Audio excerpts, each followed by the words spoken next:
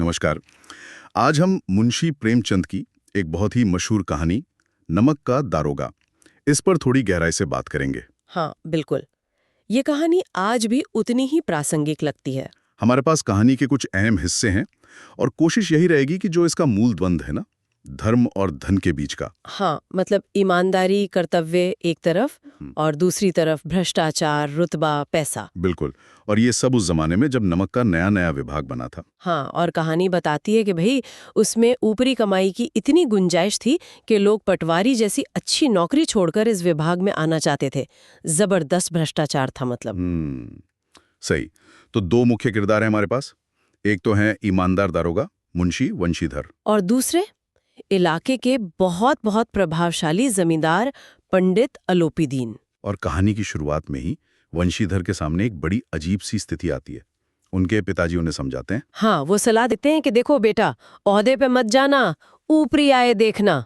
रिश्वत मतलब। हाँ, कहते हैं कि ये जो महीने की तनख्वाह है, ये तो पूर्णमासी का चांद है। मतलब एक दिन पूरा दिखता है और फिर घटते घटते गायब, है ना? बिल्कुल। तो ऊपरी आय पर ध्यान दो। ये उस वक्त की शायद एक व्यावहारिक सोच थी। हाँ, समाज का दबाव भी दिखता है इसमें। पर वंशीधर वो अड़ जाते हैं अपने उसूलों पर। हाँ, वो तय करते हैं कि नहीं, मैं तो ईमानदारी से ही चलूंगा। और बस यहीं से कहानी का असली संघर्ष शुरू होता है। और ये संघर्ष हमें उस रात दिखता है जमुना नदी के पुल पर। हाँ, वो सीन तो गजब का है।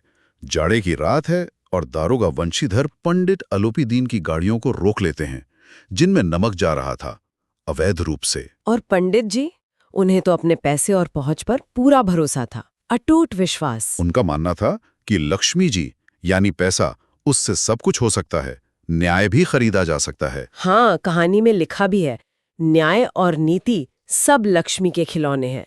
वो इसी विश्वास से वंशीधर को रिश्वत देने की कोशिश करते हैं। और रकम भी बढ़ाते जाते हैं। 1000 से शुरू करते हैं। हाँ, और कहाँ तक? 40,000 तक। उस जमाने में 40,000 मतलब बहुत बड़ी बात थी। लेकिन वंशीधर वो टस से मस नहीं होते।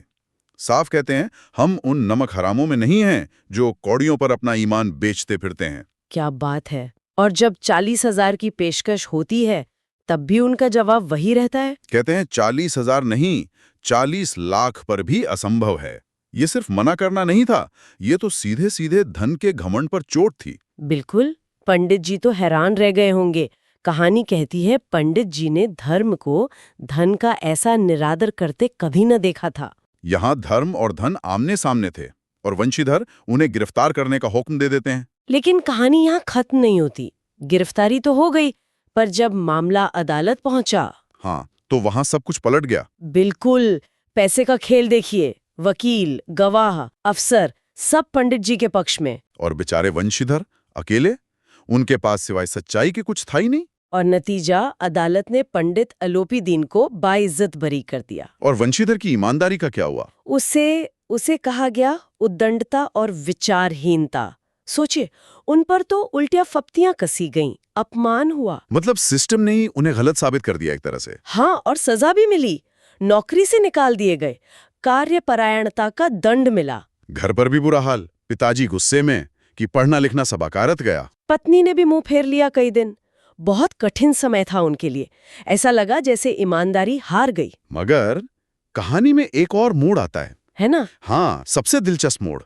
कुछ वक्त बाद पंडित अलोपीदीन खुद वंशीधर के घर आते हैं। और वो भी कैसे? सजे धजे रथ पर बैठकर। वंशीधर के पिता तो उन्हें देखकर पहले अपने बेटे को ही कोसने लगते हैं। हाँ, लेकिन अलोपीदीन उन्हें रोक देते हैं। और फिर वो जो कहते हैं वो कमाल है।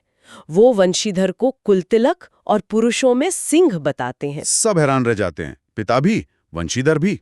और फिर वो एक प्रस्ताव रखते हैं, वंशीधर को अपनी सारी जायदाद का स्थायी मैनेजर बनाना चाहते हैं। अच्छी तनख्वाह, बंगला, गाड़ी, नौकर चाकर, सब कुछ। हाँ, वंशीधर चौंक जाते हैं, पूछते हैं, मैं इस लायक कैसे?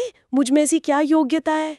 इस पर अलोपीदीन का जवाब वो सोचने पर मजबूर करता है। बिल्कुल। वो कहते हैं कि मुझे तुम्हारी कोई डिग्री या अनुभव नहीं चाहिए।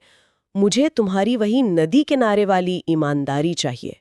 वो बेमुरव्वती, वो कठोरता, वो धर्मनिष्ठा। हाँ, वो कहते हैं, परमात्मा से यही प्रार्थना है कि वो आपको सदैव वही नदी के किनारे वाला बेमुरव्वत, उद्दंड, कठोर परंतु धर्मनिष्ठ दारोगा बनाए रखे। मतलब अलोपीदीन समझ गए थे कि दुनिया चलाने के लिए भले ही पैसा और रुतबा काम आए, लेकिन जब भरोसे की बात हो, जब अपनी सबसे कीमती चीज सौंपनी हो, तब एक ईमानदार, उसूलों पर चलने वाले इंसान की ही जरूरत पड़ती है, भले ही दुनिया उसे अयोग्य कहे। वंशीधर की आंखों में आंसू आ जाते हैं। वो पद स्वीकार कर लेते हैं और पंडित जी उन्हें गले लगा लेते हैं। तो एक तरह से धर्म की जीत हुई धन पर। लेकिन बड़े अनोखे तरीके से। जहां सिस्टम ने हराया, वहां उसी सिस्टम के एक बड़े खिलाड़ी ने सम्मान दिया।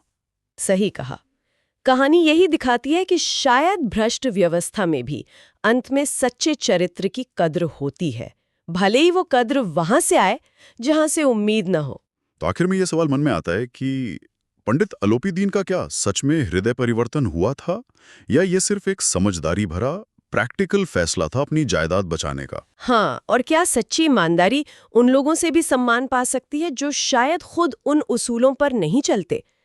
ये कहानी हमें सोचने के लिए बहुत कुछ देती है।